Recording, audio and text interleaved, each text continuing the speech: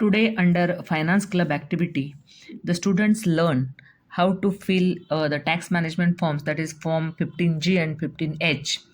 15G for individuals under 60 and 15H for senior citizens. Then they learn investing SIP form, how to fill it, then credit and borrowing application form, how to fill it. So they learned a lot of things. Financial advisor, you have to gather a number of SIPs from the different people and you don't have the time. Main motive असतो भरायचा, कारण की जे आपला TDS cut होतो ते वाचवण्यासाठी, ज्याची इन्कम टॅक्सेबल नाही आहे. फॉर एक्झाम्पल की 2.5 लाख प्रिव्हियस बजेटनुसार होतं आणि आता 4 लॅक्स आहे.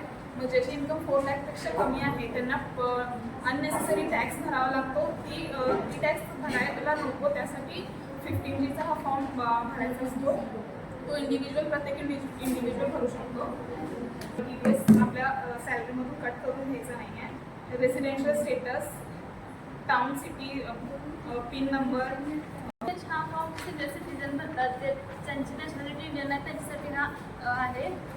ज्यांचं उत्पन्न करपात्रापेक्षा कमी आहे त्यांना एप्रिलवरती टॅक्स डिडक्टेड ॲट सोर्स म्हणून हा फॉर्म भरावा लागतो.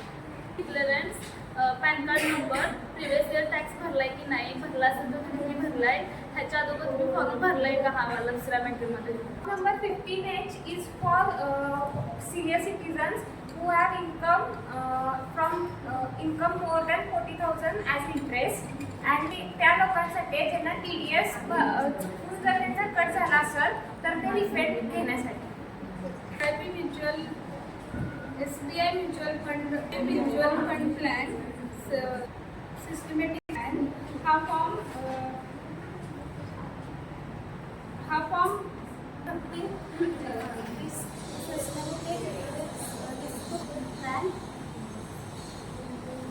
शेअर मार्केटमध्ये ॲक्टिव्हिटीजमुळं आम्हाला वेगवेगळे फॉर्म्स जे कधी आम्ही भरलेले नाही त्याच्याबद्दल कळते. परत जे काही ॲक्टिव्हिटीज परत झाल्या पाहिजे, वेगवेगळे फॉर्म्स आणि कुठले असतात ते आम्हाला म्हणजे भरण्यात आले पाहिजे. परत जे इन्व्हेस्टमेंटशी रिलेटेड नॉलेज आहे ते मिळते. The students enjoyed this finance club activity and they learned how to fill the forms and actually the process, which documents are required.